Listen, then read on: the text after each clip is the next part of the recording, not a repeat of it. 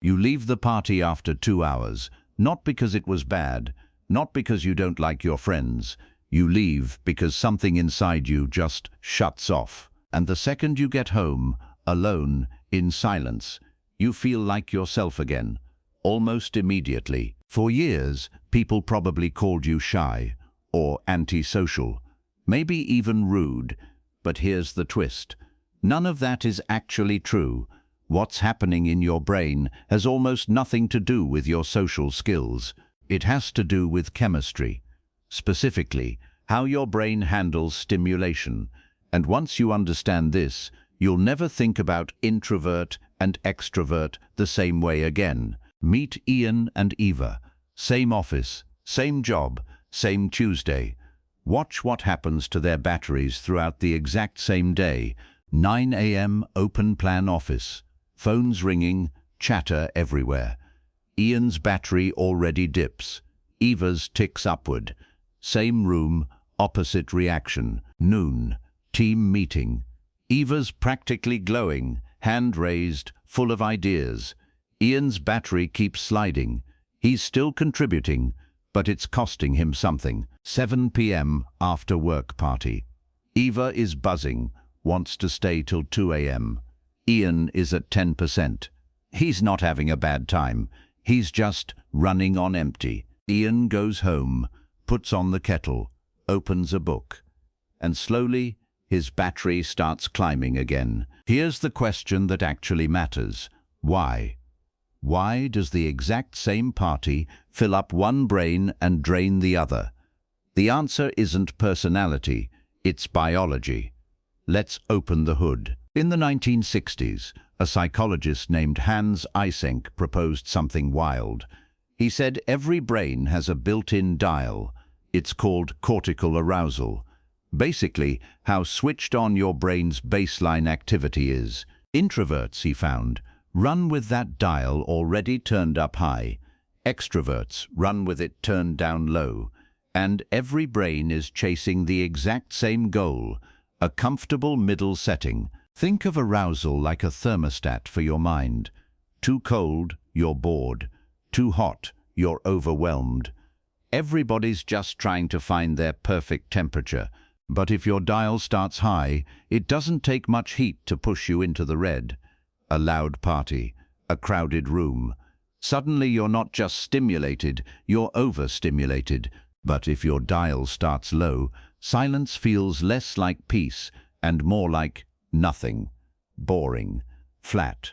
Extroverts often need to go looking for stimulation just to feel normal. So the shy label never made sense. Ian isn't avoiding people because he's scared. He's avoiding overload. Two very different things. But arousal is only half the story. The real plot twist is chemical. And it starts with a molecule you've definitely heard of.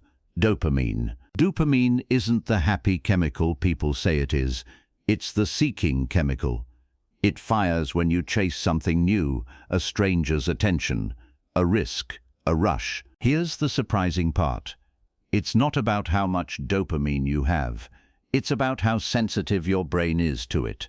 Extrovert brains, less sensitive, so they need bigger doses of stimulation to feel that spark. New people, new places, new risks. Introvert brains are wired the opposite way. Highly sensitive to dopamine. A little goes such a long way that too much of it actually feels bad. Like turning the volume up past comfortable and straight into painful. Real brain scans back this up. Show people surprising images or a gambling game, and extrovert brains light up hard in the reward centers. Introvert brains barely flicker. Same stimulus, wildly different fireworks show. So if dopamine is the extrovert's favorite drug, introverts have a chemical of their own. It's called acetylcholine, and it changes everything. Acetylcholine rewards you for looking inward, reading, thinking, a slow, focused conversation with one person. It's a longer road to the reward, but it feels calm, restorative, almost meditative. Introvert brains lean hard into this pathway. It's why a quiet Saturday with a book doesn't feel empty to them. It feels like being fed. Same brain, two different reward systems. Extroverts are wired to reach for the fizzy, fast one.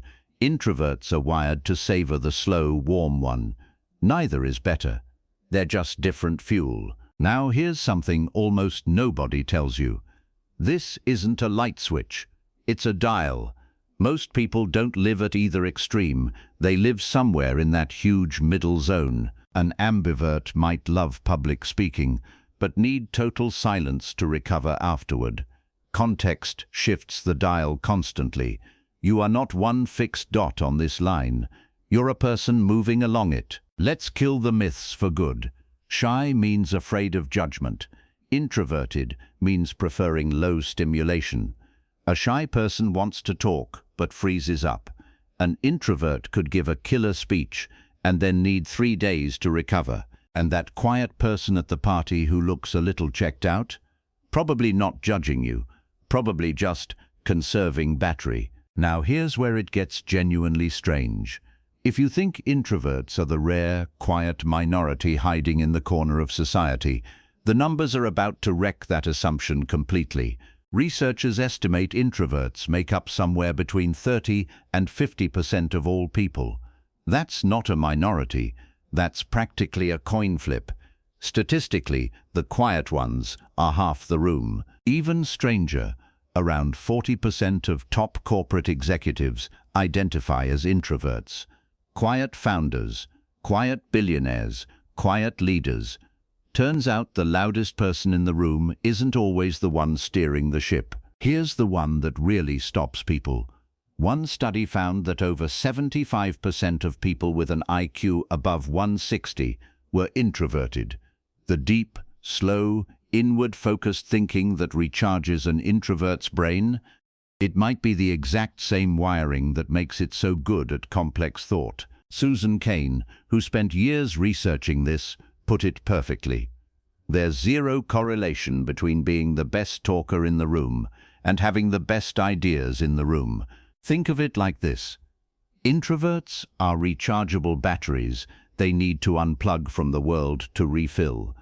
Extroverts are solar panels they need the sun of other people to power up. Neither design is broken, they just draw energy from different sources. So the question was never, what's wrong with me? It was always, what does my brain actually run on? Once you know that, the party and the library stop being a test. They're just two different ways to refuel. Let's put it all together. Your baseline arousal decides how much stimulation feels good. Your dopamine sensitivity decides how big a buzz you need. And your preference for acetylcholine decides whether solitude feels like loss or like coming home. None of this is a flaw to fix. It's closer to your eye color or your blood type. Wired in, not chosen. So next time you leave early, next time you turn down the invite, next time someone calls you too quiet, remember, your brain isn't malfunctioning. It's just asking for a different kind of fuel. The real question isn't whether you're an introvert or an extrovert. It's whether you've ever actually paid attention to what your own brain is asking for.